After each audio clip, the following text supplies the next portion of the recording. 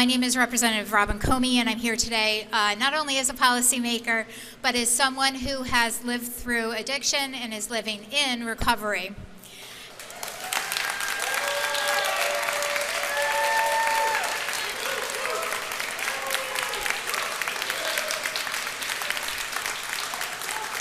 Yikes. Thank you to my incredible colleagues for extending this opportunity to me just to take a few minutes to share my perspective. Most of my life I struggled with untreated trauma and anxiety, and like most folks with mental health complicated by the disease of addiction, it took hitting bottom to get help, and many people saw that sort of play out in the face of every in the public. So a willingness, though, to surrender and accept help from loved ones, from friends, and even a lot of colleagues was my saving grace. And fortunately, my healing process began with that. And I would say that this integrated treatment that addresses both addiction and mental health simultaneously is really, really important. We need to support trauma-informed care. It recognizes that many people use substances to manage pain, or internal or externally, that goes much deeper than just physical dependence on substances. And back in 2023, when I first tried to get help, I was incredibly fortunate that I had access to health care.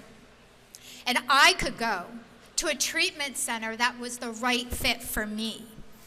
They taught me the skills that I needed to understand the disease, to understand the patterns of my behavior, and I really needed that in the early days. And I will say that they also extended that after that month into programs that supported me in my community, in my house, and with my family, and that empowered me to succeed.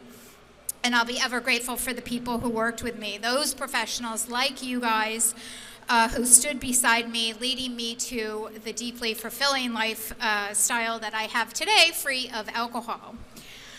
And so while I was there, I saw firsthand in treatment how laws that we make here, like paid family medical leave, was saving the lives of so many people that were beside me challenged with the same things. And it really, really opened my eyes. It changed my perspective on some of these things. And there are so many tools for folks in recovery now. I mean, science has played an incredible role in this. We have medications that can stabilize your body and mind. We have harm reduction efforts, which Senator Anwar spoke about, that are working across our country. It helps people stay alive until they're willing and able to get help. I mean, we need to treat addiction like the medical condition that it is. And if someone had diabetes, we wouldn't shame them for taking their insulin. And so we shouldn't be shaming people in recovery for taking medication that helps them stay alive. So here today in front of you are a lot of experts in the field, and behind me as well. They are providing the much needed housing, the wraparound services, support services. They exist, but they're underfunded, understaffed. I had a bunch of unders, but I've since forgotten. Sober living options are key, as they are truly supportive environments where people can step back from their lives and get the help that to get their lives back together. And I just would like to say that people do lose their jobs.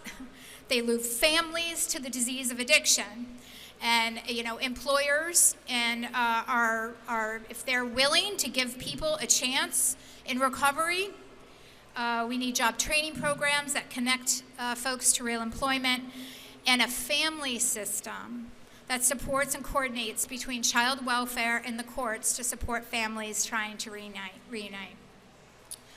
So I'm just speaking up here today to let folks know that recovery is possible, but it requires investment. Personal investment, and an investment from our state and our nation. I'm proud to be part of a group of policymakers who have lived experience. The biggest barrier to recovery is the shame It is the stigma that are keeping people from seeking help and all of us from talking about it. So we are people who got sick, we're working to get better every day, and we deserve compassion and not harsh judgment. So I'd like to end by saying that recovery is possible. I'm proof of that. The people who are still out there struggling deserve the same chance as I had, the chance at recovery. They deserve a system that supports them, not one that pushes back at them for being sick. So recovery and your work builds lives worth living, and I'm grateful to be here working with my colleagues to shine a light for a path forward for all. Thank you so much.